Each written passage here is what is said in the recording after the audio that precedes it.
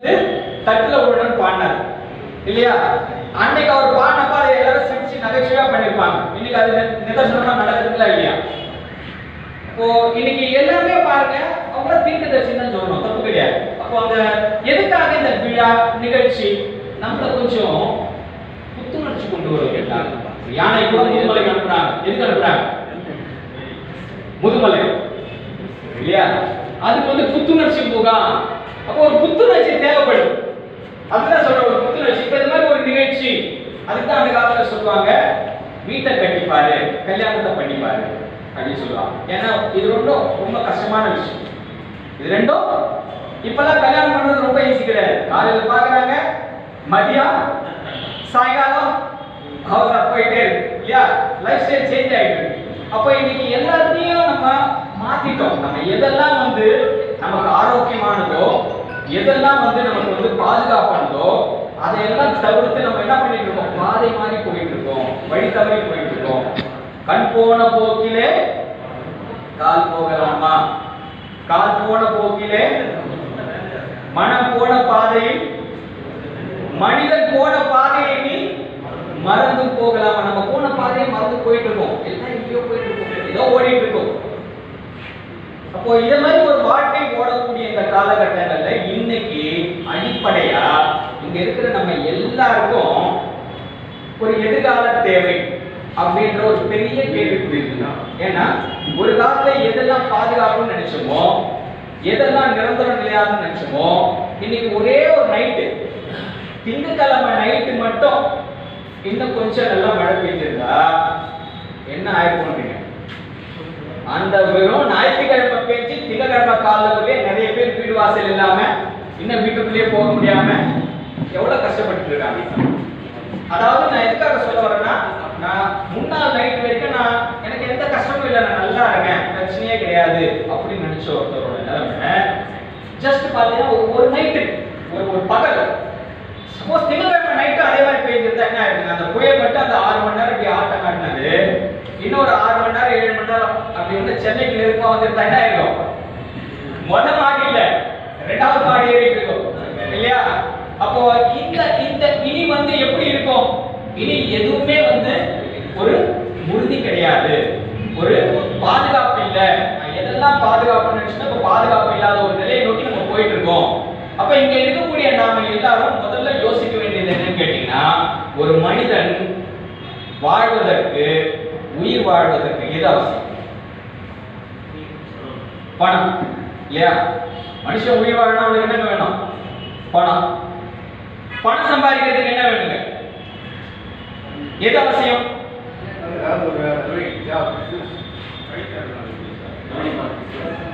உயிர் அவசியம். பணம் சம்பாதிக்கணும் என்ன வேணும்? உயிர் இல்லாம நம்மளால என்ன பண்ண முடியாதுங்க. மத்தெல்லாம் வழி இல்லை, அப்புறம் வச்சுக்கோங்க. உயிர் வாழ பணம் முக்கியம், பணம் சம்பாதிக்க உயிர் முக்கியம் இல்லையா? இது ரெண்டுத்தையும் பாதுகாக்க யாரா சொல்லி வச்சிருக்காங்க? இப்ப நீங்க நான் சொல்ல போறேன், இதுக்கு முன்னாடி எப்படி இருக்கு, இதுக்கு முன்னாடி எப்படி இருக்குன்னு கேக்குறேன். இது ரெண்டுத்தையும் பாதுகாக்க எது முக்கியம் கேட்டா நம்ம என்ன சொல்லுவாரு? அது போறப்ப பாத்துக்கலாம்பா, நடக்கிறப்ப பாத்துக்கலாம்பா. இப்ப விட்டதுக்கு அப்புறம் தான், பட்டதுக்கு அப்புறம் தான் ஆமா நிறைய வருது. அப்ப யோசிச்சு பாருங்க. அப்போ உயிர் வாழ பணம் முக்கியம், பணத்தை பாதுகாக்க உயிர் முக்கியம். இது ரெண்டுத்தையும் பாதுகாக்க நீங்க சொன்ன மாதிரி காப்பீடு முக்கியம். அதுதான் அழகா ஒரு பாடி வச்சார் பாட்டு. அந்த பாட்டு, வீடு வரை வீதி வரை காடு வரை கடைசி வரை காப்பீடு முகவர் சொல்லுங்க. கடைசி வரை யாரோட ஒரு பாட்டு பண்ணார் இல்லையா? பிரச்சனைன்னு வந்தா ஐயா உன் பாதுகாப்பு இருக்குன்னு உன் கொண்டாட்டி புள்ளிய கரையத்தக்கூடிய ஆள் யாருங்க? ஒரு அப்பா அம்மாவை காப்பாற்ற போய் பையன் வந்து 18 வயசு 19 வயசு பையங்க முழுகி என்ன ஆயிருக்கான்? இறந்து போயிருக்கான். இந்த மழையில நான் சொல்றேன், வீட்டுல இருக்க எல்லாரையும் காப்பாத்திட்டு அவன் தண்ணியில முழுகி இறந்துட்டான். இந்த வியாசார்பாடி பக்கம் பாத்தீங்கன்னா ஒரு வயசு நல்ல வயசான ஒருத்தர் தண்ணி வர்றதுக்கு அவருக்கு யாரும் இல்ல, தண்ணி ஆளு. தண்ணி தலைக்கு மேல போற வரைக்கும் வீட்டுக்குள்ளேயே இருந்து தாங்க பிடிச்சி தண்ணி தாங்க முடியாம என்ன பண்ணாரு? மறுநாள் வெளியில பாடியா நதிக்கு வந்தது. நீங்க இப்ப கேள்விப்பட்டிருக்கீங்க, அதை எடுக்க கூட ஆள் இல்ல கார்பரேஷன். ஒரு நாள் ஃபுல்லா தண்ணியே நதிக்கு. அப்போ இதெல்லாம் எதுக்காக நம்ம வந்து பார்த்தீங்கன்னா, அப்போ இன்னைக்கு காப்பீடு எவ்வளோ முக்கியம். இதுக்கு முன்னாடி கூட தெரியாமல் இருந்திருக்கலாம் மேபி, பட் ஆனால் காப்பீடு இன்னைக்கு எவ்வளோ அவசியம் அப்படின்ற இந்த நடந்த நிகழ்வு மூலம் எவ்வளோ இழப்பு ஏற்பட்டிருக்கும் யாரா சொல்ல முடியுமா? எவ்வளோ இழப்பு ஏற்பட்டிருக்கலாம். உலகத்தில் நீங்க எந்த பிசினஸ் வேணா பண்ணுங்க, இது எல்லாத்துக்கும் அடிப்படையா பாதுகாப்பு எது கொடுக்கும்? காப்பீடாக மட்டும்தான் கொடுக்க முடியும், வேற எதாலையும் கொடுக்க முடியாது. இன்னைக்கு தொழிற்பேட்டை, அம்பத்தூர் தொழிற்பேட்டையில மட்டும் வெள்ள பாதிப்புனால 10,000 கோடி ரூபாய் இழப்பு. எவ்வளவுங்க? 10,000 கோடி ரூபாய். 1 ரூபாய் 2 ரூபாய் கிடையாது, 10,000 கோடி ரூபாய். தரைதளத்தில் இருக்கக்கூடிய கடைகள்லாம் எடுத்துக்கிட்டீங்கன்னா லட்சத்துல பொருள் இழப்பு, வீடுகள்ல லட்சத்துல பொருள் இழப்பு. நம்ம எந்த பிசினஸ் சொன்னா பண்ணலாம், தப்பு கிடையாது. எவ்வளவு பெரிய பணக்காரனா இருந்தா கூட நமக்கு என்ன ஆகுங்க, பாதுகாப்புன்ற வகையில இப்போ எல்லாம் போச்சு. திருப்பி சம்பாதித்து சேர்க்கறதுக்கு அவர் மறுபடியும் என்ன பண்ணி அந்த கம்பெனி கடன்ல வாங்கி நடத்திட்டு இருக்காரு. இப்ப தண்ணி உள்ள போது எல்லாம் போச்சு, மறுபடியும் கடன் கேட்டா கடன் வாங்கினா திருப்பி ஏன் நிற்க முடியுமா? விழுந்துட்டா அதுக்கப்புறம் அவ்வளவுதான், எழுந்துக்கிறது ரொம்ப கஷ்டம். அப்போ இந்த மாதிரி ஒரு இக்கட்டான நெருக்கடியான நிலையில நம்ம என்ன மாதிரி ஒரு விஷயத்தை கொண்டு போக போறோம், நம்ம கொண்டு போகக்கூடிய ஒரு ப்ராடக்ட் சாதாரணமானது கிடையாது, அசாதாரணமானது. அதனால நம்ம இன்னும் நம்ம விஷயத்துல பேசுறதுக்கு முன்னாடி இப்ப நமக்கு அந்த மேக்ஸ் கம்பெனி அப்படிங்கிறது ஒரு ட்ரைனர் வந்திருக்காங்க. அவங்க ஜஸ்ட் அவங்க சொல்லக்கூடிய ஒரு 2-3 ப்ராடக்ட் மட்டும் பேசுவாங்க. அதுக்கப்புறம் நம்ம நிகழ்ச்சிக்குள்ள நம்ம போகலாம். அந்த நிகழ்ச்சிக்குள்ள போறதுக்கு முன்னாடி உங்களுக்கு ஜஸ்ட் இன்னைக்கு இருக்கக்கூடிய காலகட்டத்துல வெளியில நமக்கு வந்து பாத்தீங்கன்னா ஒரு வியாபாரம் சார்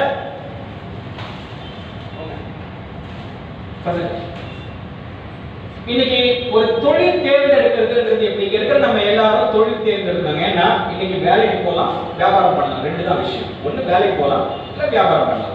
வேலைக்கு போனா நல்லா படிச்சிருக்கணும், நல்லா படிச்சிருந்தா கூட வேலைக்கு போனா நல்லா படிச்சிருக்கணும், படிச்சிருந்தா கூட எவ்வளவு சம்பளம்? டபுள் டிகிரி எவ்வளவு சம்பளம்? 15,000 ரூபாய். நீங்க 20,000 எடுக்காதீங்க. என் பசங்க 2 பேரும் டபுள் டிகிரி மாஸ்டர்ஸ் பண்ணாங்க. ஃபர்ஸ்ட் ஜாப் பண்ணப்ப 10-12ல இருந்து ஆரம்பிச்சு இன்னைக்கு ஒரு 30-35,000 ரூபாய் வந்து நிக்கிறாங்க. புரியுதுங்களா? அப்போ டபுள் டிகிரி வாங்கினா கூட நமக்கு ஒரு 15,000ல இருந்து தான் ஆரம்பிக்கும். அப்போ 15,000 ரூபாய் சம்பளம், 20,000 ரூபாய் சம்பளம். ஆனா இன்னைக்கு நம்மளோட தேவை எவ்வளவு இருக்கு ஒரு மாசத்துக்கு? யாரா உங்க வீட்டு பட்ஜெட் போட்டு பார்த்துருக்கீங்களா? ஒரு நாளைக்கு நமக்கு உப்பு, புளி, மிளகா, அரிசி, பருப்பு இதெல்லாம் வாங்கினா மாசத்துக்கு எவ்வளவு தேவைப்படுது? யாரா கணக்கு போட்டீங்களா? எவ்வளவு சார் வருது? ஆவரேஜ் 45,000. கரெக்டா சொல்றேன். ஓரளவுக்கு கிட்டத்தட்ட உங்க family size husband and wife 2 குழந்தைங்க. இன்னும் அந்த குழந்தைங்க படிக்கிறதா வந்தா இன்னும் ஜாஸ்தி.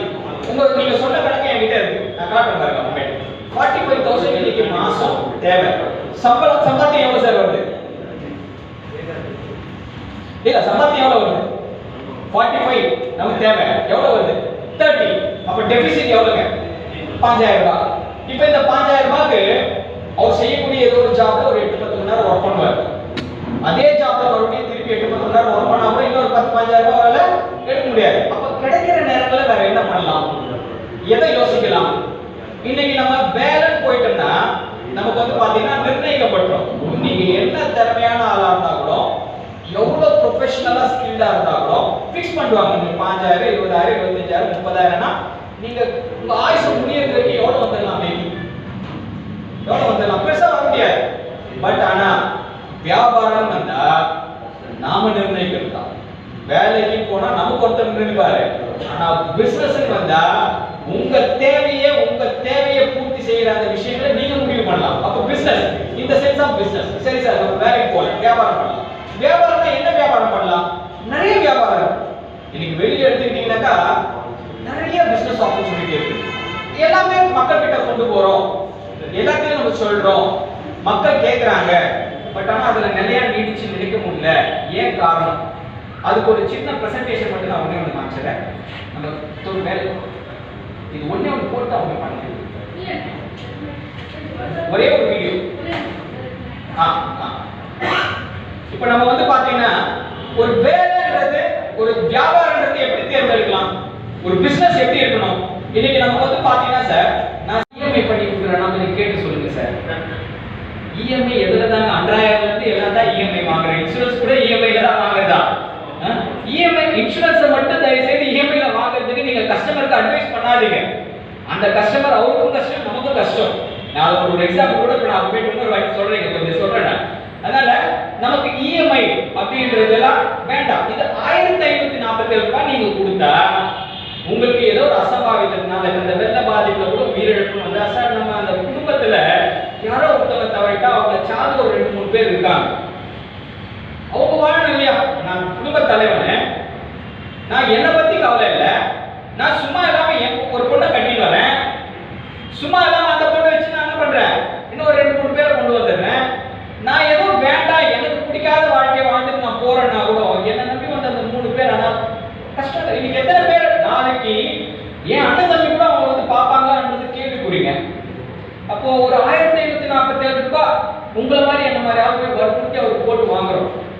இன்னைக்கு காலையில எழுச்சி கிளம்பி வீட்டுக்கு போறதுக்குள்ள என்ன சொல்ற, ஒரு நாய் ஒண்ணு ஒரு ராயபுரத்துல ஜஸ்ட் 1 மணி நேரத்துல 31 பேரை துரத்தி கடிச்சிருக்கு. ராபிஸ், அதுக்கு வந்து என்ன இருக்குங்க, ராபிஸ் நோய் இருக்கு. இப்ப அந்த ஆளுங்கெல்லாம் உயிர் வாழ்ற வரைக்கும் பயந்து வாழணும், கரெக்டுங்களா? மருத்துவ செலவு இருக்கு. 1547 ரூபாய் இந்த தொகைக்கு கொடுத்தா அவர் உயிரிழப்புனா 10 லட்சம் ரூபாய், மருத்துவ செலவு 1 லட்சம் ரூபாய் வரைக்கும் பயன்படுத்திக்கலாம், 2 லட்சம் ரூபாய் வரைக்கும். இது மாதிரி விஷயங்கள் இருக்கு நம்ம சொல்ல போறோம். அப்ப அதனால இது கொஞ்சம் நம்ம பிளான் பண்ணும்போது நமக்கு வந்து பாத்தீங்கன்னா நிறைய விஷயங்கள், ஒரு 1547 ரூபாய்க்கு 10 லட்சம் ரூபாய் இதுல தெரியும், மத்ததெல்லாம் என்னன்னு தெரியாது. ஆனா அங்க போக பாருங்க, ஒரு மொபைல் போனு 1000 ரூபாய் போன்ல பேசினாலும் அதேதான் பேச போறோம். ஆனா ஆடம்பரத்துக்கு நம்ம என்ன பண்றோங்க, 25,000 ரூபாய் 50,000 ரூபாய் 1 லட்சம் ரூபாய் போன் வாங்கி நான் ஜோபில வச்சுட்டு வந்தேன்னா எனக்கு பெருமை, வேற ஒண்ணும் இல்ல. சார் ஒரு ஹெல்த் பாலிசி எடுத்துக்கிறீங்களா, 8,000 ரூபாய் 7,000 ரூபாய். ஆடாங்க நீங்க வேறங்க, கஷ்டம் ரொம்ப. அதெல்லாம் ஹாஸ்பிட்டல்ல போய் அட்மிட் ஆகி அவன் கொண்டாடி ரோட்ல நிக்க பாருங்க, பணம் கட்டுறான், அவன் வந்து கந்து வட்டிக்காரனோட மோசம். கந்து வட்டிக்காரனோட கொடுத்துவாங்க, ஹாஸ்பிட்டல் அட்மிட் பண்ணிட்டு ட்ரீட்மெண்ட் ஆரம்பிக்கிறதுக்கு பணம் கட்டலன்னா அதை விட நரக வாழ்க்கையில் வேற எதுவுமே கிடையாது. நம்ம டிவியில பாக்குறோம், சினிமால பாக்குறோம், நிஜத்துல நம்ம வரும்போது தாங்க முடியாது, சாவடிச்சுடுவான்.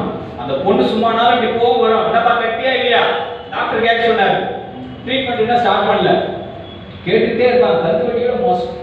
ஒரு 4,000 ரூபாய் 5,000 ரூபாய். அப்போ ஒரு 2 லட்சம் ரூபாய் போன் வாங்குற ஆளுக்கு ஒரு 4,000 ரூபாய் முடியாதா, 1,500 ரூபாய் முடியாதா? எல்லாராலையும் முடியும். ஆனா இதை பத்தி ஒரு விழிப்புணர்வு இல்லை. நம்ம செய்ய போறது ஒரு சமுதாய தொண்டு. நீங்க இதுல வந்து இந்த ஜாப் எடுத்து பண்றதுனால பணம் சம்பாதிக்கிறதுன்னு சுயநலம் கொஞ்சம் இருக்கலாங்க. ஆனா உங்களை சார்ந்து இருக்கக்கூடிய அத்தனை பேரும் நல்லா இருக்கணும்ன்ற பொதுநலம் ஜாஸ்தியா இருக்கும். வாழ்க்கையில சுயநலத்தோடய வாழக்கூடாது, பொதுநலத்தோடய வாழக்கூடாது. எப்படி வாழணும் சார்? ஈக்குவலான ஐடியா எனக்கு புரியல. ஈடு செய்வது, காம்பன்சேஷன் ஆஃப் லாஸ் இல்லைங்களா, ஷேரிங் ஆஃப் லாஸ். மேடம் சொன்னாங்க ஒரு இன்சூரன்ஸ் கான்செப்ட் என்ன, இங்க இருந்து நம்ம எல்லாரும் பணம் கட்டுறோம், யாரோ ஒருத்தருக்கு பிரச்சனை நம்ம எல்லாம் எடுத்து அவருக்கு கொடுக்குறோம், எனக்கு பிரச்சனை உங்க எல்லாம் பண்ணிட்டு நம்ம கொடுக்குறோம். அப்ப அங்க ஒரு கஸ்டமர் கிட்ட போனோடனே அவங்க பண்ண 1.5 மணி நேரம் பிரசன்டேஷன்ல நீங்க வாங்கினது எப்படி இருக்கணும்னா அவ்வளவு டெப்தானா நம்ம போகவே தேவை. சார் உங்களுக்கு என்ன பிரச்சனை இருக்கு, உங்களுக்கு என்ன தேவை இருக்கு, அவங்க ஏன்னா சொல்லிட்டு போறாங்க. ஏன்னா அந்த அளவுக்கு வந்து எக்கனாமிக்கலாவும் மக்களுக்கு வந்து ஒரு நாலேஜ் வந்துருக்கு. பிளஸ் அந்த பழைய மாதிரி அந்த மூட நம்பிக்கைகளை பேசாமையும் வந்து விஷயங்களை கொண்டு வராங்க. ஸோ அந்த மாதிரி ஒரு விஷயம் காப்பீட்டு திட்டத்தில் மட்டும்தான் கிடைக்கும். அதே மாதிரி அந்த மெடிக்கல் இன்சூரன்ஸை பார்க்கும்போது எல்லாருக்குமே வந்து இதை பத்தி ஒரு பெரிய புரிதல் இல்லாம தான் இருந்தது இது வரைக்கும், கொரோனா வர வரைக்கும். கொரோனாக்கு அப்புறம் இன்சூரன்ஸ் பர்டிகுலரா ஹெல்த் இன்சூரன்ஸ் வந்து பெரிய பூமா இருக்கு. ஹெல்த் இன்சூரன்ஸ் இப்போ வந்து எல்லாருமே அதாவது வந்து அட்லீஸ்ட் குறைஞ்சது ஒரு 3 லட்சத்துக்கு ஒரு 5 லட்சத்துக்கு யார்கிட்ட போய் கேட்டாலும் யாரும் வேணும்னு சொல்றதுல வச்சுக்கிறாங்க, எடுத்துக்கிறாங்க. காரணம் என்னன்னா கொரோனா மாதிரி ஒரு பீரியட் வரும்போது ஒரு இன்ஸ்டன்டா ஒரு 1 லட்சம் இல்லை 2 லட்சம்ங்கிறது வந்து எவ்வளவுதான் பணமா இருந்தாலும் அதை வந்து நம்மளால கரெக்ட முடியாது, அந்த நேரத்துல கிடைக்குமாங்கிறது கஷ்டம். ஆனா ஹெல்த் இன்சூரன்ஸ் ப்ராடக்ட் இருந்ததுன்னா கண்டிப்பா வந்து அந்த விஷயத்தை வந்து நம்ம ஈஸியா பண்ணலாம். இதுல என்னென்ன விஷயங்கள் வந்து கவர் ஆகும் பாத்தீங்கன்னா, நம்ம hectic life style, health insurance has to deal with health concern. இப்போ வந்து எல்லாருக்குமே வந்து ஸ்ட்ரெஸ்னால தான் மேஜர் உடல் பாதிப்பே ஏற்படுது. அதன் மூலமா வரக்கூடிய எல்லா மெடிக்கல் அதாவது மருத்துவ துறை சம்பந்தப்பட்ட எல்லா பிரச்சனையும் வந்து ஹெல்த் இன்சூரன்ஸ் பார்த்துக்குவாங்க. ரைசிங் மெடிக்கல் காஸ்ட், இப்போ பாத்தீங்கன்னா ரெண்டு இடத்துல வந்து நம்மளால வேற பேசவே முடியாது. ஒன்னு ஸ்கூலு, இன்னொன்னு மெடிக்கல். ரெண்டு இடத்துலயே போனீங்கன்னா சார் எங்களால பண்ண முடியுமா, பாருங்க வேற எடுத்துட்டு போங்க. அவங்க வந்து நம்ம வேறவே பேச முடியாது. அதனால அவங்க என்ன கேட்டாலும் கொடுத்துதான் ஆகணும். ஸோ மெடிக்கல் இன்சூரன்ஸ் இருக்கும்போது அட்லீஸ்ட் நம்மளுக்கு வந்து அந்த இம்பாக்ட்ல கொஞ்சம் வந்து நம்மளால மேனேஜ் பண்ணக்கூடிய விஷயம் வந்து அந்த மெடிக்கல் காஸ்ட் வந்து மெடிக்கல் இன்சூரன்ஸ் கவர் பண்ணும். Effective financial planning. இப்போ ஃபார் எக்ஸாம்பிள் எல்லாரும் ஹெல்த் இன்சூரன்ஸ் எடுக்கிறவங்க வந்து இது வந்து நான் யூஸ் பண்ணவே மாட்டேன், எனக்கு தேவையில்லைன்னு நினைப்பாங்க. ஒரு சின்ன எக்ஸாம்பிள் என்னுடைய பர்சனல் லைஃப்ல நடந்த ஒரு விஷயம் தான். எங்க மதருக்கு வந்து 56 வயசு, 52 வயசு. இப்போ வந்து அவங்க 62. 52 வயசுல வந்து அவங்களுக்கு முதல்ல ஒரு இன்சூரன்ஸ் பாலிசி எடுத்தேன். கிட்டத்தட்ட ஒரு 3 வருஷம் வந்து எந்த கிளைமுமே கிடையாது. பட் 52 வயசுன்றதுனால அவங்களுக்கு வந்து கிட்டத்தட்ட 18,000 ரூபாய் எவ்ரி இயர் நான் வந்து அந்த பாலிசியை கட்டணும். முதல் 3 வருஷம் கட்டணும், எந்த ஒரு கிளைமும் கிடையாது. எங்க மதர் எனக்கு திட்ட ஆரம்பிச்சிட்டாங்க. 18,000 ரூபாய் வருஷம்னா 3 வருஷத்துக்கு என்ன ஆச்சு? கிட்டத்தட்ட 54,000 ரூபாய் நீ கட்டி இருக்கிற, எனக்கு எந்த விஷயமும் இல்லை. அந்த 54,000 என்கிட்ட கொடுத்துருந்தா நான் நிம்மதியா ஏதாவது எனக்கு யூஸ் பண்ணியிருப்பேன். மிஞ்சி என்ன போக போகுது? ஒரு காய்ச்சல் வரும், இல்லை ஃபீவர் வரும், ஹாஸ்பிட்டலுக்கு போனால் ஒரு 1000 2000 செலவாகும். மாத்திரை போட்டு ஊசி போடுங்க, நல்லா இருக்கும். நீ இதுக்கு தேவையில்லாம 54,000 ரூபாய் செலவு பண்ணியிருக்குன்னு சொல்லி ஒரு பெரிய வீட்டில் ஒரு சண்டை நடந்தது. நான் சொன்னேன், அது உனக்கோசம் கட்டலன்னு நினைக்காத, கோயில் உண்டியில போட்டு வர வச்சுக்கோ, ஏதாவது பிரச்சனைனா அது யூஸ் ஆகும். ஏன்னா இந்த ஃபீல்டுல நம்ம இருக்கும்போது நம்ம இருக்கிற ஃபீல்ட்ல வந்து நம்மளே அதை வந்து யூஸ் பண்ணி வச்சுக்கோங்களேன். அப்போ மற்றவங்களுக்கு வந்து நம்ம எடுத்து சொல்ல முடியாது. கரெக்டா 4வது வருஷம் அவங்களுக்கு வந்து முட்டியில வந்து சதை வளர ஆரம்பிச்சிருச்சு. அதாவது வந்து ஃபிளெக்சிபிளா இல்லை, அந்த இடத்துல சதை வளர்ந்ததுனால முட்டியை வந்து அவங்களால வளைக்க முடியல. ஸோ கரெக்டா எடுத்துட்டு போய் ஹாஸ்பிட்டல்ல சேர்த்தோம். கிட்டத்தட்ட 1,25,000 ரூபாய். பெங்களூர்ல ஸ்பர்ஷ் ஹாஸ்பிட்டல்னு சொல்லிட்டு ஒரு ஃபேமஸ் ஆர்த்தோ ஹாஸ்பிட்டல். ஸோ 1,25,000 சரி கொடுத்தோம். நான் கேட்டேன், இப்போ கொடுக்குறியே நீ 1,00,000 ரூபாய் உங்க கையில் இருக்குது தானே, எங்கடா கேட்டா எங்கடா போறதுனால சரி ஓகே ட்ரீட்மெண்ட் முடிஞ்சோம். ட்விஸ்டே அடுத்துதான். கரெக்டா அடுத்த ஒரு வருஷத்துல லெஃப்ட் ஹேண்ட் சைடுல அதே பிரச்சனை வந்தது, முட்டியாகும். அது அப்பதான் வந்து கொரோனா எல்லாம் முடிஞ்சு எல்லாரும் நார்மல் லெவலுக்கு வந்துட்டு இருக்காங்க. அந்த நேரம் ஹாஸ்பிட்டல்ல போகும்போது லாஸ்ட் இயர் 1,25,000 கொடுத்து பண்ண அதே ட்ரீட்மெண்ட் 2.5 lakhs. காரணம் என்னன்னா அந்த பிபி கிட், கன்சியூமபிள்ஸ் இது எல்லாருமே போகும்போது 2.5 lakhs. நான் சொன்னேன் இப்போ 2.5 lakhs நீ கொடுத்துருங்க. அவங்களால அவங்க அன்னைக்கு ஸ்டாப் பண்ணாங்க ஹெல்த் இன்சூரன்ஸ். இப்போ வந்து நான் என்ன சொல்றேன், உன்னுடைய லிமிட்டை இன்க்ரீஸ் பண்ணிக்கணும். இப்போ 3 லட்சத்துல தான் அவங்க வச்சிருக்காங்க. 3ன்றது ரொம்ப கம்மி. ஏன்னா வயசு ஆக ஆக வந்து இந்த ஹெல்த்துடைய கண்டிஷன் குறையும், நோய் எதிர்ப்பு குறையும் போது மெடிக்கல் தேவைகள் அதிகமாகும் போது ஒரு 5 lakhs இம்ப்ரூவ் பண்ணு. அனுப்போ நீ 5 lakhs என்ன 10 lakhs கூட எது வேணும்னா நான் கையில இருந்து கொஞ்சம் பணம் கொடுக்குறேன், நீ 10 லட்சம் ரூபாய்க்கு எடுத்து வச்சுக்கோ. ஏன்னா அதை வந்து அவங்க ப்ராக்டிக்கலா எக்ஸ்பீரியன்ஸ் பண்ற வரைக்கும் யாருமே இந்த விஷயத்தை நம்ப மாட்டாங்க. எல்லா எக்ஸ்பீரியன்ஸும் நமக்கு வந்ததுக்கு அப்புறம் தான் நம்ம அதை செய்யணும்னா நம்ம வாழ்நாளுமே நம்ம எக்ஸ்பீரியன்ஸ் பண்ணிட்டு தான் இருக்கணுமே தவிர நம்ம அதை வந்து இம்ப்ளிமெண்ட் பண்ணவே முடியாது. அதனால மற்றவங்களுடைய எக்ஸ்பீரியன்ஸ்ல இருந்து நம்ம என்ன கத்துக்கிறோம் அதை பேஸ் பண்ணி இன்சூரன்ஸ் எடுங்க. இந்த ஹெல்த் இன்சூரன்ஸ் என்னென்ன கவர் பண்ணணும்னு பார்த்தா மேஜரா நம்ம ஹாஸ்பிட்டலுக்கு போனோம்னா என்னென்ன கவர் ஆகும்? ரூம் ரெண்ட் அதுல கவர் பண்ணிடுவாங்க. ஹாஸ்பிட்டலுக்கு நடக்கிற எல்லா நீங்க 24 மணி நேரத்துக்கு மேல ஹாஸ்பிட்டலைசேஷன் ஆனதுக்கு அப்புறம் என்னென்ன எக்ஸ்பென்ஸ் அதுல வரும்? ஒன்னு ரூம் ரெண்ட் வரும், இன்னொரு வந்து டாக்டர்ஸ் வந்து செக் பண்றதுக்கான டாக்டர் ஃபீஸ் வரும், அதுக்கப்புறம் அங்க கொடுக்கக்கூடிய மருந்துகள், அதுக்கப்புறம் அங்க இருக்கக்கூடிய டெஸ்ட், அங்க பண்ணக்கூடிய ட்ரீட்மெண்ட், இது எல்லாமே வந்து ஹெல்த் இன்சூரன்ஸ்ல கவர் ஆகும். ஸோ இது எல்லாமே கவர் ஆகும். இது எவ்வளவு அமௌண்ட் நீங்க எடுக்க போறீங்கன்றத பொறுத்து தான். இப்போ ஒரு 5 lakhs வந்து ஒரு பாலிசி வச்சிருக்கீங்க, நீங்க வந்து அதுக்கு வந்து அப்போலோலையும் ட்ரீட்மெண்ட் எடுத்துக்கலாம், பில்ரோத்லையும் ட்ரீட்மெண்ட் எடுத்துக்கலாம், இங்க இருக்கிற அப்பாசாவிலையும் ட்ரீட்மெண்ட் எடுத்துக்கலாம். ஸோ அது உங்களுடைய சாய்ஸ் தான். ஆனா இடத்துக்கு இடம் அந்த ஃபீஸ்ங்கிறது வேரி ஆகும். அங்க போகும்போது அங்க அப்போலோல ரூம் ரெண்ட் ஒரு மாதிரி இருக்கும், ஒவ்வொரு ஹாஸ்பிட்டல்லையும் அந்த ரூம் ரெண்ட் மாறி மாறி இருக்கும். ஸோ அதுக்கு நமக்கு தேவையான அளவுக்கு நம்ம யூஸ் பண்ணோம்னா உங்களுடைய எல்லா எக்ஸ்பென்சஸையும் இந்த ஹெல்த் இன்சூரன்ஸே வந்து கண்டிப்பா கவர் பண்ணும். அதுக்கப்புறம் இதுல என்ன ரொம்ப மேஜரா நம்ம பார்க்க வேண்டியது என்னன்னா 18 வயசுல அடல்ட்டா இருந்தா 18 வயசும், குழந்தையா இருந்தா 3 மாசத்துக்கு மேலையும் இந்த ஹெல்த் இன்சூரன்ஸ் நம்மளால கொடுக்க முடியும். என்ட்ரி ஏஜ் வந்து லைஃப் டைம் வரைக்கும் கொடுக்க முடியலாம். சைல்டு வந்து பார்க்கும்போது 30 வயசு வரைக்கும் ஹஸ்பண்ட் அண்ட் ஒய்ஃப் இருக்கிறாங்க, அவங்களுடைய குழந்தை இருக்கிறாங்கன்னா 30 வயசு வரைக்கும் அவங்க கல்யாணம் ஆகாம அப்பா கூட இருக்காங்கன்னா அவங்களுக்கு வந்து ஒரு அந்த அப்பா அம்மாவோட சேர்த்து ஒரு ஃப்ளோட்டர் பாலிசி கொடுக்க முடியும். இல்ல 30 வயசுக்கு மேல போயிட்டாங்கன்னா அவங்களுக்கு ஒரு இண்டிவிஜுவல் பாலிசி தான் கொடுக்க முடியும். ஹஸ்பண்ட் அண்ட் ஒய்ஃப் பிளஸ் அந்த பையனுக்கு வந்து தனியா ஒரு இண்டிவிஜுவல் பாலிசி. அதுக்கப்புறம் policy term 1 year 2 year 3 year. ஒரு வருஷத்துக்கு வந்து பிரீமியம் கட்டலாம், இல்ல 2 வருஷத்துக்கு சேர்த்து கட்டலாம், இல்ல 3 வருஷத்துக்கு சேர்த்து கட்டலாம். சார் ஏன் 2 வருஷத்துக்கு கட்டணும் 3 வருஷத்துக்கு கட்டணும்? 2 வருஷத்துக்கு நம்ம சேர்த்து கட்டும் போது நீங்க கட்டக்கூடிய பிரீமியத்துல இருந்து 10 to 15% டிஸ்கவுண்ட் கிடைக்கும். 3 வருஷத்துக்கு கட்டும் போது சேம் 15 to 20% டிஸ்கவுண்ட் கிடைக்கும். நீங்க ஒரு 50,000 ரூபாய் கட்டுறீங்கன்னா ஒரு 10 to 15% நம்ம என்னாச்சு 7500 ரூபாய் நீங்க கட்டுற பிரீமியத்துல இருந்து கம்மியாகும். அது இல்லாம ஹெல்த் இன்சூரன்ஸ் பொறுத்த வரைக்கும் பாத்தீங்கன்னா ஏஜ் பேண்ட்னு ஒரு விஷயம் இருக்கும். 25ல இருந்து 30, 30ல இருந்து 35, 40ல இருந்து 45. ஒவ்வொரு 5 இயர்ஸ் ஒன்ஸுக்கும் உங்களுடைய ஏஜ் பேண்டை பொறுத்து உங்களுடைய பிரீமியம் மாறும்.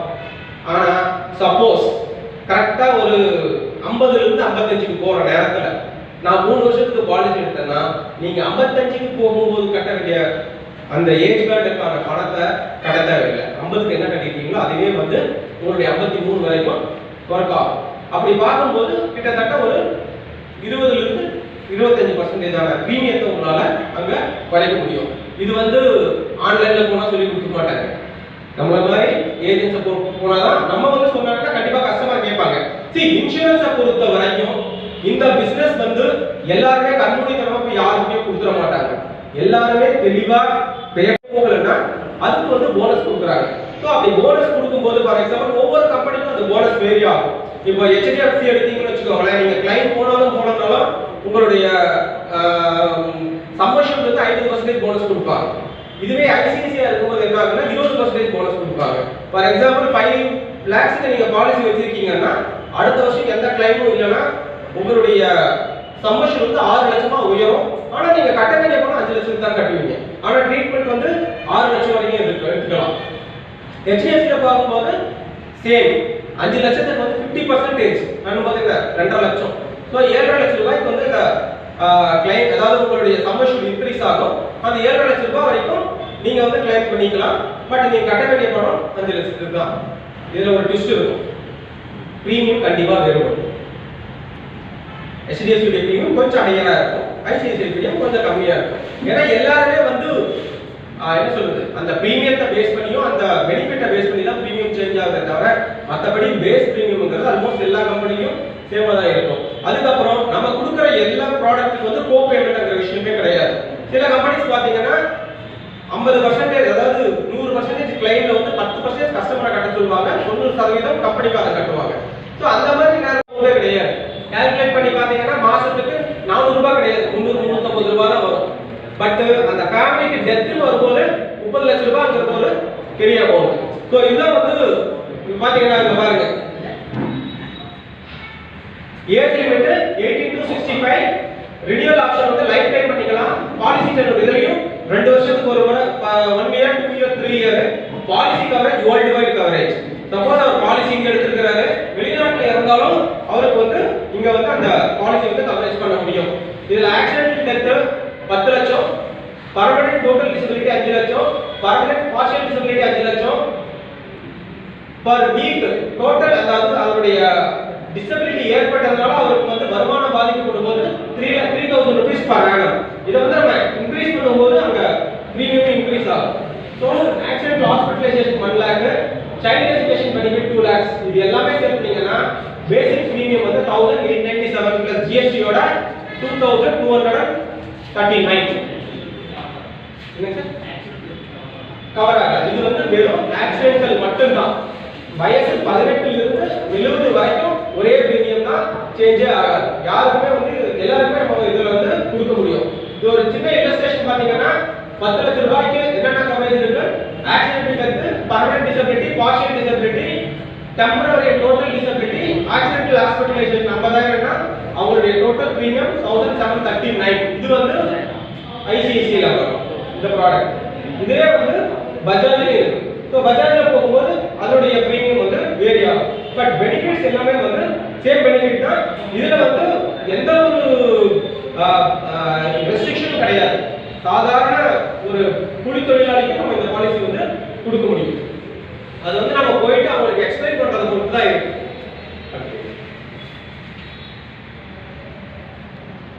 அதுக்கு அடுத்து நம்ம பார்க்கக்கூடியது இம்பார்ட்டன்டான விஷயம் இப்ப சென்னையில் இருக்கிற எல்லாருக்குமே தெரியும்.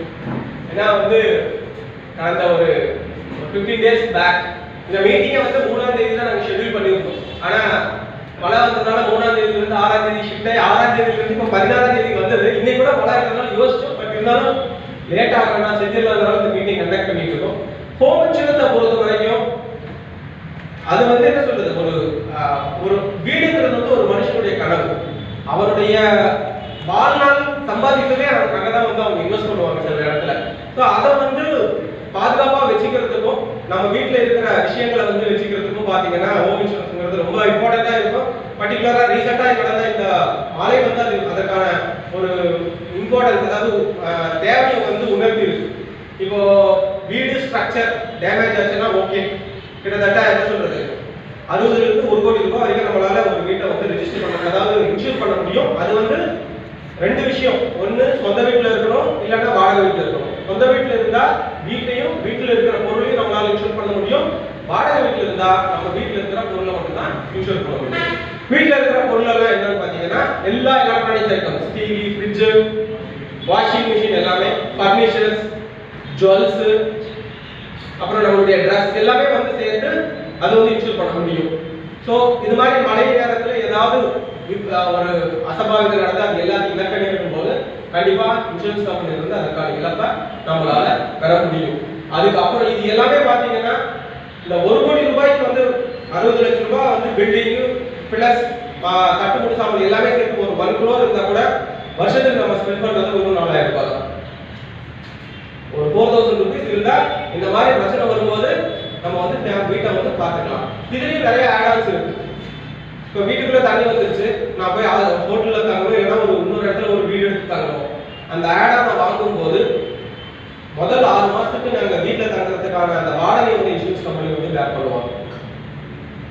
அதுக்கப்புறம் ஜுவல் வீட்டில் வந்து நகை திருடு போயிடுச்சு, இல்லை நம்ம நகை வச்சிருக்கோம், வீட்டுக்கு வெளியே நிற்கிறோம், கழுத்துல இருந்து செயினை பறிச்சுட்டு போயிட்டாங்க, அதை நம்மளால வந்து கிளைம் பண்ண முடியும். அதுக்கப்புறம் வீட்டுக்கு வந்து நம்ம சொந்தக்காரங்க யாரோ வராங்க, இல்லை யாரோ ஒருத்தர் வேலை பார்க்க வராங்க, வீட்டில் விழுந்துட்டாங்க, அவங்களுக்கு அடிபட்டுருச்சு, அந்த நேரத்தில் ஏற்படக்கூடிய உயிரிழப்பாக இருந்தாலும் சரி, மெடிக்கல் எக்ஸ்பென்ஸ் சரி, இந்த பாலிசி இருந்து அந்த பாலிசி வந்து அதை கவர் பண்ணுவோம். அதுக்கப்புறம் ஒவ்வொரு ப்ராடக்ட்டுக்குமே வந்து ஒவ்வொரு கேட்டகரி வச்சிருக்காங்க. அதற்கான அமௌண்ட்டையும் வந்து சம்மன்ஷூட் எவ்வளவு வச்சிருக்காங்க. இப்போ பாத்தீங்கன்னா கேட்டகரி 1 சம்மன்ஷூட் வந்து 1,50,000 ரூபாய், ஃபுல் கவர் வந்து 760. அதாவது வந்து இது வந்து ஒவ்வொரு செக்ஷன் வந்து ஆட்-ஆன்ஸும் இருக்கு, ஆட்-ஆன் இல்லாமையும் இருக்கு. நம்ம ஆட்-ஆன்ஸ் கொடுக்கும்போது ஒரு கம்ப்ளீட் ப்ரொடக்ஷன் வந்து அந்த கஸ்டமருக்கு கிடைக்கும். இப்போ பாத்தீங்கன்னா வீட்டுல சர்வசாதாரணமா எல்லா வீட்லயும் ஒரு டிவி பாத்தீங்கன்னா 1 லட்சம் ரூபாய் வரைக்கும் கண்டிப்பா குறைஞ்சது 50,000 ரூபாய்க்கு டிக்கெட் யார் வீட்லயும் டிவி கிடையாது. எல்லாமே வந்து எல்இடி எல்சிடி மானிட்டர் வச்சிருக்காங்க. பழைய கலர் டிவி பாத்தீங்கன்னா அது இடி விழுந்தாலும் ஒண்ணா திரும்ப அதை ரிப்பேர் பண்ணி நம்மளால யூஸ் பண்ணிட்டு இருந்தோம். ஆனா இப்ப இருக்கிற எல்சிடி எல்இடி ஒண்ணு கிடையாது. வீட்டுல இருக்கிற சின்ன பசங்க ஒரு பால தூக்கி அது மேல அடிச்சு சின்னதா ஒரு டாட் விழுந்தா அவ்வளவுதான் அந்த டிவி போயிடுச்சு. ஸோ அந்த மாதிரி சுச்சுவேஷன்ல வந்து இந்த இன்சூரன்ஸ் கவரேஜ் இருந்ததுன்னா கண்டிப்பா வந்து ஒரு 50 to 75% ஆன பணத்தை வந்து இன்சூரன்ஸ் கம்பெனில இருந்து நம்ம கிளைம் பண்ணலாம். ஸோ அதனால ஹோம் இன்சூரன்ஸ் வந்து பர்டிகுலரா சென்னையில வந்து இப்போ ரொம்ப ஹாட் செல்லிங் ப்ராடக்டா கூட இருக்கலாம். அதே மாதிரி ஷாப், இப்போ தலைநகரத்துல நிறைய ஒரு கிராசரி ஸ்டோரா இருந்தாலும் சரி, ஒரு பிசினஸ் ஆக்டிவிட்டிஸ் யாரே தலைநகரத்துல இருந்தாலும் அவங்களுக்கு எல்லாருமே போயிருச்சு. ஸோ அதுவே வந்து அவங்க கிட்டத்தட்ட ஒரு 4,000 இல்லை 5,000 வந்து இன்சூரன்ஸ் எடுத்திருந்தாங்கன்னா 25 லட்சம் 50 லட்சம் ரூபாய் அந்த பொருள் வந்து அவங்களுக்கு வந்து திரும்ப கிடைச்சிருக்கும். அவங்க கஷ்டப்படாம அந்த ஸ்டாக்கை வாங்கி வச்சிருக்கலாம். உங்களுக்கு வெறும் எல்லாத்தோட வெரி ஈஸியா எல்லாரும் புரியுற மாதிரி சொல்லணும்னா நான் ஒவ்வொரு மீட்டிங் சொல்ற விஷயம் தான் சென்னை சில்க்ஸ் ஒரு 4 or 5 இயர்ஸ்க்கு முன்னாடி பாத்தீங்கன்னா கம்ப்ளீட்டா நெருப்புல வந்து அடிபட்டு கம்ப்ளீட்டா தரமட்டம் ஆயிடுச்சு. ஆனா அடுத்த ஒரு 2-3 வருஷத்துலயே பாத்தீங்கன்னா அதோட அவங்க பிரம்மாண்டமான கட்டினாங்க. எப்படி கட்டினாங்க? அந்த அளவுக்கு லிக்விடிட்டி இருந்ததா இருந்துச்சா இல்லைன்னு தெரியாது. ஆனா near about 100 to 103 crore rupees அவங்களுக்கு வந்து இன்சூரன்ஸ் கிளைம் கிடைச்சு. அந்த கிளைமை வச்சு அவங்க அவங்களுடைய விஷயத்தை கட்டினாங்க. ஸோ ஒரு பிசினஸ் பண்ணும்போது ஒரு மனுஷனுடைய எல்லா சேமிப்பும் எல்லா பணத்தையும் அவங்களுடைய ஸ்டாக்ல தான் வாங்கி வச்சிருப்பாங்க. ஸோ அந்த நேரத்தில் அது பாதிப்பு ஏற்படும் போது இன்சூரன்ஸ் இருந்ததுன்னா அவங்களுடைய என்ன சொல்றது அவங்களுடைய சேமிப்பை வந்து யூஸ் பண்ணாம இன்சூரன்ஸ் மூலியமா அந்த இழப்பை வந்து அவங்களால ஈடுகட்ட முடியும். இது வந்து அதுக்கப்புறம் பிசினஸ் இன்சூரன்ஸ்ல வேற என்னென்ன வந்து கவரேஜ் அப்படின்னு பாத்தீங்கன்னா நம்ம கிட்ட வேலை பார்க்குற பிரிமிசஸ்ல வேலை பார்க்குறவங்களுக்கு ஏதாவது நம்ம பிரிமிசஸ்ல அடிபட்டாலும் அதுக்கும் வந்து கவரேஜ் ஆகும். இல்ல நம்ம வாடிக்கையாளர் ஆபீஸுக்கு வராங்க, நம்ம பிசினஸ் பண்ற இடத்துல வராங்க, அவங்க வந்து கீழே விழுந்துடுறாங்க, இல்ல ஆபீஸ்ல வந்து வேற ஏதாவது ஒரு பொருள் வந்து அவங்களுக்கு ஆக்சிடென்ட் ஆகுது, அந்த நேரத்தில் ஏற்படக்கூடிய இழப்பு. அதுக்கப்புறம் திருடு போகுது. திருடுங்கிறது வந்து வெளியிருந்து இல்லை, உள்ள வேலை பார்த்துட்டு இருக்கிறாங்க, திருடிட்டு போயிடுறாங்க, ஃபிடிலிட்டி கேரண்டி சொல்லுவாங்க, அது கிடைக்கும். அதுக்கப்புறம் ஆபீஸ்ல ஏதாவது ஷாப்ல இருந்து பணத்தை பேங்க்ல கட்ட போறோம், நடுவில் திருடிட்டு போயிட்டாங்க, அதுவும் கவரேஜ் வந்து கிடைக்கும்.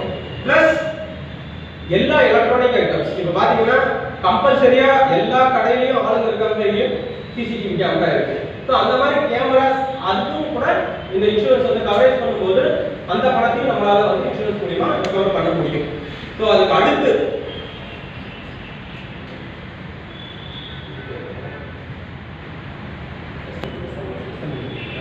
என்னென்ன கவரேஜ் வந்து பாருங்க. ஃபயர், வீடு வந்து நெருப்பு சார்ந்த பிரச்சனை வந்தா ஃபயர் கவர் ஆகுது. ஃப்ளட் இன் அடிஷன் அப்படின்னா நீர் தேங்குதல், அதாவது வெள்ளம் நீர் தேங்குறதுனால வரக்கூடிய பாதிப்பு. லைட்னிங், மின்னல் அடிச்சிச்சு வந்து அது கவர் ஆகும். ரியல் ஸ்ட்ரைக் மாலிஷியஸ் டேமேஜ் அப்படின்னா என்னங்க, கலவரம் ஸ்ட்ரைக்னால ஏற்படக்கூடியது மாலிஷியஸ் டேமேஜ், இத மாதிரி இதெல்லாம் வரக்கூடியது. ஸ்ட்ராங் சைக்ளோன், டெரரிசம், அது போக நமக்கு இம்பாக்ட் டேமேஜ். இம்பாக்ட் டேமேஜ்னா இப்ப ரீசெண்டா மெட்ரோ வந்து எல்லா இடத்துலயும் நோண்டிட்டு இருக்கான்.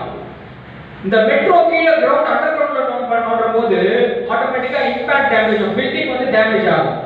இப்போ அவங்க மெட்ரோ நிர்வாகம் நோண்டிட்டு உங்க பில்டிங் கீழ இருக்குதுன்னா நீங்க அவங்க கிட்ட போய் என்ன பண்ண முடியாது, காம்பன்சேஷன் கேட்க முடியாது. ஆனா பாலிசியில் நம்ம என்ன பண்ணலாம், இருந்தா காம்பன்சேஷன் போலாம். மிசைல் டெஸ்டிங், எங்க ஏரியா பக்கத்துல இந்த ஷியர் போட்ட மாதிரி இருக்கு, இந்த மிசைல் டெஸ்ட் பண்ணுவாங்க. இந்த ஷூட்டிங் ஸ்பாட்ல அந்த செங்கல்பட்டு உள்ளதான் போனீங்கன்னா தெரியும், வெடிச்சு பார்ப்பாங்க அடிக்கடி. அந்த மாதிரி மிசைல் டெஸ்டிங் பண்ணக்கூடிய இடம். வீட்டில் இருக்கக்கூடிய sprinklers, tank, head tank, water tank, heater, இதெல்லாம் கூட பஸ்ட் ஆகுதுன்னா அதுவும் கவரேஜ் ஆகும். இது இல்லாம சப்போஸ் டேமேஜ் ஆயிடுச்சு, மறுபடியும் நமக்கு எஸ்டிமேட் போடணும், ஆர்கிடெக்ட், சர்வே ஃபீ, இது எல்லாமே கொடுக்கும்.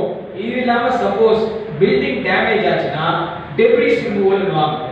அந்த இடிச்ச உடைச்ச கட்டிடத்துல இருக்கிற அந்த பொருட்கள் என்ன பண்ணாங்க, ஒரு இடத்துல இருந்து இன்னொரு இடம் போட யாரும் ஃப்ரீயா செய்வாங்களா? பில்டிங் டெமாலிஷனுக்கு இப்போ கான்ட்ராக்ட்ங்க, பில்டிங் அப்படியே வந்து நான் பார்க்கறேன், எனக்கு இவ்வளவு பணம் கொடுத்துருங்க. அப்ப அந்த ரிமூவலுக்கு என்ன பண்றாங்க, இந்த ஒரு பாலிசி. இதுல ஆட் ஆன் அப்படின்னு பாத்தீங்கன்னா என்னென்ன ஆட் ஆன் வருது பாருங்க. கண்டென்ட், இப்போ உதாரணத்துக்கு ஒரு வீட்ல நம்ம இது வந்து ரெண்டா பிரிக்கலாம். ஒன்னு என்டையர் கன்ஸ்ட்ரக்ஷனுக்கு பாலிசி, எனக்கு உள்ள இருக்கிற பொருட்கள்லாம் வேணாம், வெறும் பில்டிங் மட்டும் தான் வேணும். ஏன்னா நான் லோன்ல இருக்கேன், வீட்ல டெனன்ட் இருக்காரு, நான் அந்த வீட்ல இல்ல, நானும் வீடு என்னோடது, நான் இன்சூரன்ஸ் பண்ணிக்கலாம். ஆனா உள்ள இருக்கிற பொருள் யாருது, அது டெனன்ட், அதுக்கு நான் இன்சூரன்ஸ் கேட்க கூடாது. Insurance is a insurable interest. யாரோட பொருளோ அவருக்கு மட்டும்தான் இன்சூரன்ஸ் கேட்கிறதுக்கு ரைட்ஸ். ஓகேங்களா? அப்ப இங்க ரெண்டா, நான் என்னோட வீட்ல இல்ல, வாடகை விட்டுருக்கேன், அந்த வீட்டுக்கு மட்டும் நான் இன்சூரன்ஸ் பண்ணிக்கலாம். இப்போ அந்த டெனன்ட் என்ன பண்ணலாம், பில்டிங்க்கு கேட்க கூடாது, உள்ள இருக்கிற பொருள் கேட்கலாம். அப்ப இங்க வரும்போது கான்ட்ராஸ்ட் புரியுதுங்களா, ஒரே இடத்துல நீங்க என்ன பண்ணலாம், ரெண்டு பாலிசி சேல்ஸ் பண்ணலாம். புரியுதுங்களா? ஒண்ணு உள்ள இருக்கிற கண்டென்ட்க்கு ஒரு பாலிசி கொடுத்துடலாம் டெனன்ட்க்கு, ஹவுஸ் ஓனருக்கு பில்டிங்க்கு ஒரு பாலிசி கொடுக்கலாம். ஓகேங்களா? அப்ப நமக்கு இதை எப்படி பிரிக்கிறாங்க, இந்த பாலிசி எப்படி ஒர்க் ஆகுது. உங்களுக்கு உதாரணத்துக்கு வந்து பாத்தீங்கன்னா நம்ம ஏரியா, இப்போ நான் சும்மா ரஃபா போட்டு வச்சிருக்கேன், எங்க ஏரியால நம்மளோட அந்த இருக்கக்கூடிய ஏரியால 700 square feet area, built up area எவ்வளவு, 700 ஸ்கொயர் ஃபீட். எவ்வளவு அந்த பில்டப் ஏரியா 700. அந்த ஏரியால ஒரு ஸ்கொயர் ஃபீட் எவ்வளவு ரஃபா, 5000 ரூபாய். அப்ப டோட்டலா பில்டிங்கோட மதிப்பு எவ்வளவு கொடுக்கலாம், 35 லட்சம் ரூபாய். ஓகேங்களா? இதான் சம்மிஷன், இதான் பில்டிங் வேல்யூ எவ்வளவுங்க, 35 லட்சம் ரூபாய். இப்போ இதே வந்து 1000 ஸ்கொயர் ஃபீட் அந்த ஏரியால 10000 ரூபாய் போச்சுன்னா எவ்வளவு சொல்லாங்க, 1 கோடி ரூபாய். ஓகேங்களா? 1 கோடி ரூபாய் பாலிசி போலாம். அப்ப நமக்கு இது பில்டிங்கோட வேல்யூ எப்படி கால்குலேட் பண்றாங்க, இப்போ உள்ள இருக்கிறது வெறும் பில்டிங் மட்டும் இல்ல, உள்ள இருக்கிற பொருள் உங்ககிட்ட, இதெல்லாம் வந்து நம்ம பில் கொடுக்கணும், நம்ம லிஸ்ட் கொடுக்கணும் எதுவும் கிடையாது. நீங்க இப்ப என்ன வாயில சொல்றீங்களோ அதை எழுதி கிளைம் வரப்ப அந்த பொறுப்பு உங்ககிட்ட இருந்ததுன்ற எவிடன்ஸ் இருந்தா வண்டி எஸ்டிமேட். இப்ப இந்த ஃபர்னிச்சர் சொன்னீங்களா, சர்வே அனுப்புவோம். இந்த ஃபர்னிச்சரை வந்து பார்க்கணும். அவன் இந்த ஃபர்னிச்சர் பார்த்ததே இத்தனை வருஷம் வர ஒரு கார்பெண்டர் தான் தொட்டு பார்த்து சொல்லுவாங்க, இது இத்தனை வருஷம் வர சார், இது வேல்யூ தான் எஸ்டிமேட் போடுவாரா, அது போட்டுருவாங்க. மற்றபடி நமக்கு வாங்கும் போது நான் அதுக்கு பில் ப்ரொடியூஸ் பண்ணோம். அது இது எந்த இப்போ உங்ககிட்ட நாங்க கேட்குறோம், சார் உங்க வீட்டில் எலக்ட்ரிக்கல் எலக்ட்ரானிக்ஸ் எவ்வளோ தேரும், ஃப்ரிட்ஜ் வாஷிங் மிஷின் இதெல்லாம் எவ்வளோ, அது ஒரு 40,000 30,000 போட்டு ரஃபா என்ன பண்றோம், 1 லட்ச ரூபா. இது நான் சும்மா ஒரு கணக்கு சொல்றேன், 2 லட்சம் 3 லட்சம் எவ்வளோன்னு வச்சுக்கோங்க. இஃப் இன் கேஸ் சார் வீட்டில் வந்து cupboard, dining table, sofa set இதெல்லாம் வந்து ஃபர்னிச்சர் பிக்சர்ல வந்துடும். அது ஒரு ரஃபா கணக்கு போடுறோம், எவ்வளோங்க, ஒரு 1 லட்ச ரூபாய். அப்ப ஆக மொத்தம் 2 லட்ச ரூபாய். இது இல்லாம வீட்ல இந்த டிவி டிவி இந்த எலக்ட்ரிக்கல் சிஸ்டம் பிரிண்டர்லாம் இருக்கு இல்லையா, அது வந்து ஒரு 50,000 ரூபாய் போடுறோம். அப்போ ஓவராலா இதோட காஸ்ட் எவ்வளவு ஆச்சுங்க, 2 லட்ச ரூபாய். நீங்க ஃபர்னிச்சர் பிக்சர், எலக்ட்ரிக்கல் எலக்ட்ரானிக்ஸ், இந்த இந்த சிஸ்டம் பிரிண்டர் இதெல்லாம் போட்டு அதுக்கு 25% வேல்யூ உங்க வீட்ல ப்ரீஷியஸ்க்கு நீங்க என்ன பண்ணலாம், கவர் கேட்கலாம். ப்ரீஷியஸ்னா என்ன, சில்வர், டைமண்ட், பிளாட்டினம், கோல்டு. நீங்க எவ்வளவு வச்சுக்கோங்க. ஆனா இந்த கொடுக்கிற கவரேஜ் இப்ப நீங்க மேலாங்க ஏத்துறது 10 லட்சம் ரூபாய் தான் 25% எவ்வளவு கவர் வரும் பிரீஷியஸ் மெட்டலுக்கு, 2 லட்ச ரூபாய் கொடுக்கலாம். இப்போ இங்க நம்ம எடுத்துக்கிற கவரேஜ் எவ்வளவு, 2 லட்ச ரூபாய். அதுக்கு 25% போடுறது எவ்வளவு வரும், 62,500 ரூபாய் நகைக்கு எனக்கு கவர் வரும். இந்த பாலிசி நான் கொடுக்க போற பிரீமியம் எவ்வளவு கவர் வரும், என் வீட்டுல 100,000 கூட இருக்கட்டும், ஆனா நான் இந்த கொடுத்திருக்கிற அளவுக்கு 25%. இஃப் இன் கேஸ் என்கிட்ட 100,000 இருக்கு, அதுக்கு நான் இன்சூரன்ஸ் வேணும்னா வெறும் வாயில் இல்லாம அந்த ஜுவல்ல நம்ம எஸ்டிமேட் பண்ணுவாங்க தெரியுங்களா, அதுக்குன்னு சில இதுலாம் இருக்காங்க, பேன் அந்த மாதிரிலாம், அவங்க கிட்ட போய் கொடுத்து எஸ்டிமேட் போட்டு அதுக்காக ஒரு பில்லை வாங்கி நம்ம என்ன பண்ணோம், இன்சூரன்ஸ்ல கொடுத்து நம்ம அதுக்கு பாலிசி கேட்க முடியும். ஓகேங்களா? இப்போ இதோட பேக்கேஜிங் வரும்போது இந்த லிமிட் கூட வரும். இப்போ இந்த எல்லா கவரேஜும் அதுக்கு உண்டுங்க. இதுல நமக்கு என்னன்னா அடிஷனலா ஆட் ஆன் பாருங்க. இப்போ நம்ம கண்டென்ட் பில்டிங் வந்து 35 லட்சம் ரூபாய் கொடுத்தோம். உள்ள கண்டென்ட் நான் எவ்வளவு சொன்னேன், 1 லட்ச ரூபாய் ஃபர்னிச்சர் பிக்சர், 1 லட்ச ரூபாய் எலக்ட்ரிக்கல் எலக்ட்ரானிக்ஸ், 50,000 ரூபாய் அந்த டிவி சிஸ்டம் இதெல்லாம் கம்ப்யூட்டர் கேபிள் இதெல்லாம். அப்ப அது ஒரு 62,500 ரூபாய் நமக்கு ஜுவல். ஓவராலா வந்து 12 வந்துச்சுங்களா. கண்டென்ட் வந்து நம்ம பிரிக்கிறோம் 3 12 ஆல் ரிஸ்க், எல்லா ரிஸ்க்கும் அந்த அத்தனை ரிஸ்க்கும் இதுக்கும் கவர் உண்டு, பில்டிங்க்கும் உண்டு, இதுக்கும் உண்டு. இது போக நம்ம வந்து பார்த்தா ஆல்டர்னேட்டிவ் அகாமடேஷன். சப்போஸ் இந்த ஆட் ஆன் சேர்த்துக்கிட்டோம்னா இப்போ இடைப்பட்ட நேரத்தை பாருங்க, வீட்டுக்குள்ள தண்ணி வந்துச்சு, நிறைய பேர் 1,500 ரூபாய் லாட்ஜ் கூட 10,000 ரூபாய் கொடுத்து போயிருக்காங்க. சில பேர் வசதியான வீட்டுக்குள்ள வர முடியல, ரெடி பண்ண முடியல. அப்ப ஆல்டர்னேட் அகாமடேஷன் எவ்வளவு கொடுக்குறான், 2 lakhs. நீங்க வெளியில எங்க போய் தங்குறீங்கன்னா ஒரு 2 லட்ச ரூபாய் வரைக்கும் என்ன பண்ணுவாங்க, இன்சூரன்ஸ்ல பணம் கொடுப்பாங்க. அந்த ஆட் ஆன் சேர்க்கணும், அது சேர்க்கல, இதுல அது சேர்க்கலாம், வேணா சேர்க்கலாம். இது இல்லாம நமக்கு வந்து ஆல்டர்னேட்டிவ். இப்ப நான் எல்லா கட்ட புடவையோட நாங்க நீச்சல் அடிச்சுட்டு போனோம் சார். ஒரு வாரம் பொறுத்து வந்து பார்த்தா வீட்டுல ஒண்ணுமே இல்லை சார். லிவிங் எக்ஸ்பென்ஸ் துணிமணி எடுக்கிறதுக்கு ஒரு 10,000 ரூபாய், இதுக்கு ஒரு ஆட் ஆன் 50 ரூபாய் 100 ரூபாய் தான் வரும். எவ்வளவுங்க எக்ஸ்ட்ரா ஒன்னொன்னுக்கு ஒரு 100 ரூபாய் 150 ரூபாய் 200 ரூபாய் கொடுத்தோம்னா இந்த கவரேஜ் வாங்கிக்கலாம். இது போக நமக்கு மெக்கானிக்கல் எலக்ட்ரிக், இப்போ ஒவ்வொரு பாலிசியில நான் என்ன பண்ணி கொடுத்துருவேன்னா இந்த electrical mechanical shutdown breakdown add ஆனா சேர்த்து கொடுத்துருவேன். இது இப்போ நம்ம ஏற்கனவே கொடுத்துருக்கிற பாலிசியில இது இன்பில்ட்டா வந்து 1 lakh. இதை கொடுக்கறதுனால என்னன்னா வீட்ல ஒரு டிவி, ஒரு ஃப்ரிட்ஜ், ஒரு வாஷிங் மிஷின் ஹெவி லோட் வந்து ஒர்க் ஆகல, மெக்கானிக்கல் ப்ராப்ளம்ல ஒர்க் ஆகல, பிரேக் டவுன் ஆயிடுச்சு சார், நேத்து ஓடுச்சு சார், இப்போ சுவிட்ச் தட்டினா ஓடல சார், கம்பெனி ஃபோன் பண்ணீங்க, டெக்னீஷியன் வந்து பார்க்கறான் சார் செலவாகுதுன்னா கிளைம் போலாம். புரியுதா நான் சொல்றது? எல்லாமே அசஸ் பண்ணுவாங்க. அப்போ இதுல நமக்கு 1 லட்ச ரூபாய் போட்டு கொடுக்குறோம். இது இல்லாம நமக்கு வேற அடிஷனல் ஆட் என்ன, ஃபைனான்ஸ். வீட்ல இந்த கலை பொருள்லாம் வச்சிருப்பாங்க சில பேர்லாம், 1 கோடி ரூபாய் கலை பொருள்லாம் கூட வச்சிருப்பாங்க. ஆர்டி அதெல்லாம் கூட ஃபைனான்ஸ் இதெல்லாம் கூட கவரேஜ் வேணா இதெல்லாம் வாங்கிக்கலாம். பர்சனல் ஆக்சிடென்ட் கவர், அந்த வீட்டு ஓனர் அவங்க 2 பேருக்கும் விபத்து பாலிசி இதையும் நம்ம வேணா சேர்த்து வாங்கிக்கலாம். இது எல்லாத்துக்கும் ஓவரால் காஸ்ட் பாருங்க, ஜிஎஸ்டியோட 1 வருஷம் 2 வருஷம், இத விருப்பப்பட்டா அப்படியே 10 வருஷம் கூட கட்டலாம். ஹோம் லோன்லாம் நீங்க கேட்டீங்கல்ல யாரோ பேங்க்ல ஒரு 10 இதெல்லாம் அப்படியே 10 வருஷம் முடிச்சு அவன் கொடுக்குற லோன்ல என்ன பண்ணுவான், 20,000 30,000 40,000 அப்படியே எடுத்துவாங்க, மொத்தமா எடுத்துவான். நீங்க இப்ப பேங்க்ல அவனை மிரட்டணும், உங்ககிட்ட லோன் வாங்கணுமா பாலிசி போடணுமான்னு கேட்கு. நீ வேணாம், நான் வெளில கூட வாங்கிக்கிறேன். லோன் கொடுக்குறது இப்ப நான் வேற இடத்துல இன்னொரு இடத்துக்கு போறேன். நீ விட்டுட்டு போய் வீட்டுக்கு வந்தவங்க வீட்டுல திருட்டு நடந்துருக்கா இல்லையா? பேப்பர்ல பாத்தீங்களா? வீட்டுல இப்ப நான் வச்சுட்டு போன பணம் இல்ல, நகை இல்லைன்னு 7 நாட்களுக்குள்ள உங்க வீட்டுல பாதிப்பு நடந்து 7 நாட்களுக்குள்ள திருடு போயிருந்தா அந்த 62,500 ரூபாய் வரைக்கும் என்ன பண்ணலாம்?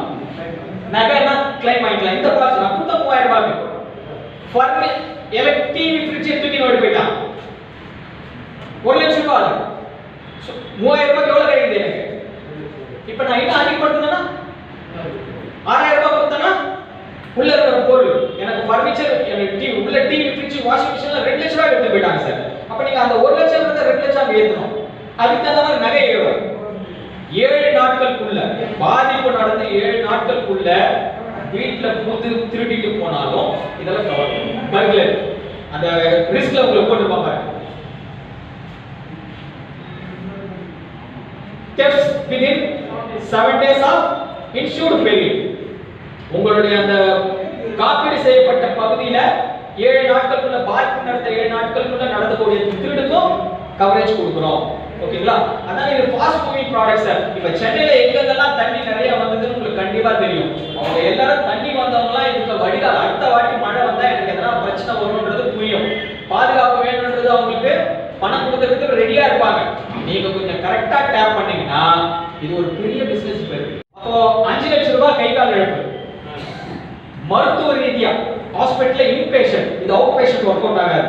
ஒரு சார் அந்த பாயிண்ட் போகும்போது நம்ம கொஞ்சம் வேகமா போயிட்டாங்க. இந்த பாலிசில ஹாஸ்பிடலைசேஷன் கவர் ஆகும். எப்படி கவர் ஆகும்? இன்பேஷன்ட் 24 மணி நேரம். எப்படி ஹெல்த் பாலிசில கண்டிஷனோ சேம் 24 மணி நேரம் ஹாஸ்பிடல் அட்மிட் ஆயிருந்தா அது 10,000 5,000 20,000 அப்படி எவ்வளவு வாங்கிக்கலாம்? 2 lakhs வாங்கிக்கலாம்.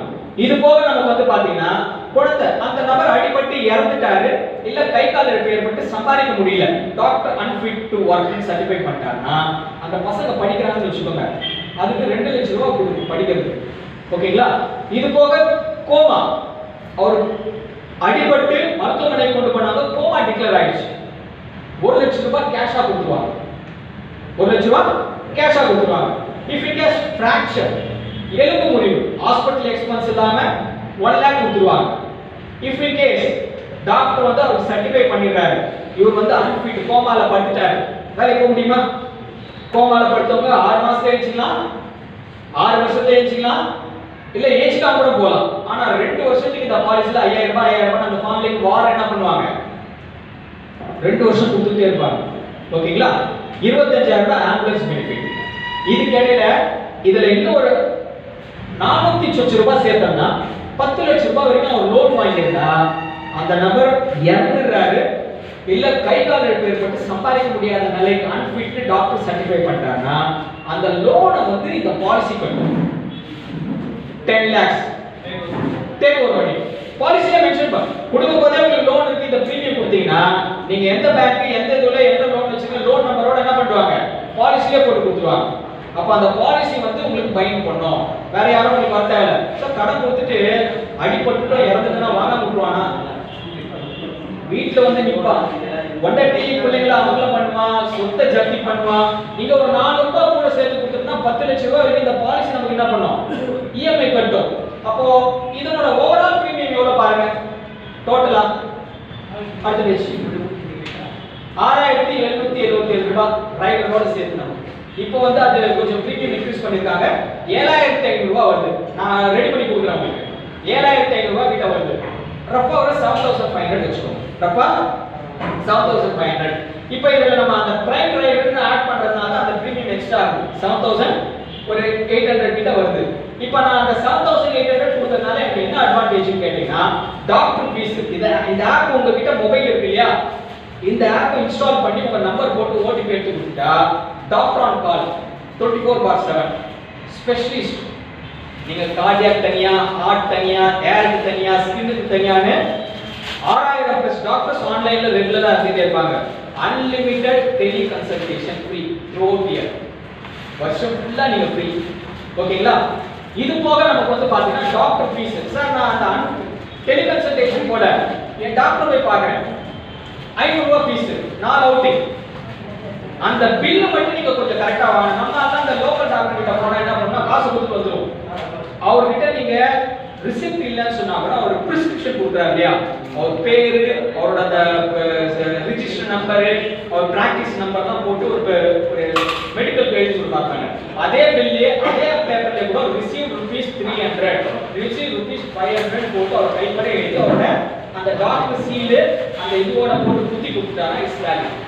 இதை எடுத்துட்டு வந்து வீட்ல வச்சு நான் கொடுத்த அந்த மொபைல்ல உங்களுக்கு அப்ளிகேஷன்ல அப்லோட் டாக்குமெண்ட் இருக்கும், போட்டோ நீங்க அப்படியே மொபைல்ல டைரக்டா போட்டோ எடுத்து அப்லோட் பண்ணலாம். அப்லோட் பண்ணி உங்க KYC Aadhaar PAN bank detail பண்ணி சப்மிட் கொடுத்தீங்கன்னா 14 ஒர்க்கிங் டேஸ்ல அது ₹300 ஆகட்டும் ₹500 ஆகட்டும் உங்களுக்கு ரிட்டர்ன் வரும். ஆனா bill should be in the name of prescription யார் பேர்ல இருக்கணும், அந்த ரெஜிஸ்டர்டு டாக்டர் பேர்ல இருக்கணும், அந்த டாக்டரோட பேரு அவர் பிராக்டிஸ் நம்பர் இருக்கணும். இப்ப சிலர் தான் இந்த அப்போலோ இதெல்லாம் நார்மல் இந்த கிளினிக்ல டாக்டர் வந்து ஆட்கார்ல வந்து அட்டெண்ட் பண்ணிட்டு போவாங்க பாருங்க, அங்க அந்த அப்போலோ அவன் தான் பில் வச்சிருப்பான், அவன் ரிசிப்ட் நம்ம தான் போட்டு கொடுப்பான். அந்த டாக்டரோட டீடைல் எல்லாம் இவங்க என்ன பண்ண மாட்டாங்க, கிளைம் என்கரேஜ் பண்ண மாட்டாங்க. ஓகேங்களா? அப்ப நீங்க இன்சிஸ்ட் பண்ணி வாங்க, பக்கவா ப்ரூஃப் இருந்தா வாங்கலாம். அப்ப நமக்கு ₹2000 ₹5000 ஓபிடில நமக்கு என்ன கவர் ஆகுது, லேப் சார்ஜ் கவர் ஆகுது. நான் ரத்த பரிசோதனை பண்ண HB1AC எவ்வளவு செலவாகும், ₹600. சில பேர் எல்லாம் ₹1000 வாங்குறான், மினிமம் ஒரு ₹480. ஒரு தைராய்டு எல்லாம் போனா 480 ல இருந்து ஸ்டார்ட் ஆகுது. அது வந்து அவங்க பண்ணணும். அந்த HB1C இந்த சுகர் பேஷண்ட் 3 மாசத்துக்கு ஒரு வாட்டி ஆவரேஜா 3 மாசத்துக்கு ஒரு வாட்டி ரூட்டீன் செக் பண்ணுவாங்க, ₹500 அது ஆகும். ஒரு 4 வாட்டி வருஷத்துக்கு பண்ணா கூட என்னாச்சுங்க, ஒரு சார் சொன்ன மாதிரி 1000 பண்ணா கூட என்னாச்சுங்க ₹4000. அந்த பில் எக்ஸ்ரே ஸ்கேன் ECG எதுனால இந்த பில் எல்லாம் கொடுத்து எவ்வளவு வாங்கிக்கலாம், ₹5000 வாங்கி. அப்போ 2 + 5 எவ்வளவு ஆச்சுங்க. இது இல்லாம 31வது நாள் நீங்க ஒரு ஹெல்த் செக் அந்த ஆப்லயே நீங்க இன்ஸ்டால் பண்ணி நீங்க இருக்கிற உங்க பின் கோட் போட்டு சர்ச் லேப் கொடுத்தீங்கன்னா உங்க சரௌண்டிங் 10 கிலோமீட்டருக்குள்ள இருக்கிற லேபோட டீடைல் வந்துரும். தைரோகேர், ஆர்பி, அப்போலோ இந்த மாதிரி லிஸ்டட் லேப் தான் வந்துரும். உங்களுக்கு எங்க வேணுமோ நீங்க என்ன பண்ணிக்கலாம், அப்பாயின்மெண்ட் ஃபிக்ஸ் பண்ணிக்கலாம். அவங்க வீட்டுக்கே வந்து டெஸ்ட் எடுத்து கொடுப்பாங்க, நீங்க கூட லேபுக்கு போக வேண்டிய அவசியம் இல்லை. அப்போ ஒரு ₹7000 கொடுத்து இந்த பாலிசி எடுக்கிறேன்னா அந்த கவரேஜ் எல்லாம் கிடைக்குது, பணத்தையே திருப்பி வாங்கிட்டா திருப்பி கஷ்டமா. இந்த பாலிசி யாருக்கிட்டே இருக்காது. இதை நீங்க சொல்லி அவர்கிட்ட போயிட்டீங்கன்னா அவர்கிட்ட வேற என்னென்ன இருக்கோ எல்லாத்தையுமே நம்ம என்ன பண்ண முடியுங்க, அடுத்து நம்ம ரெக்கவர்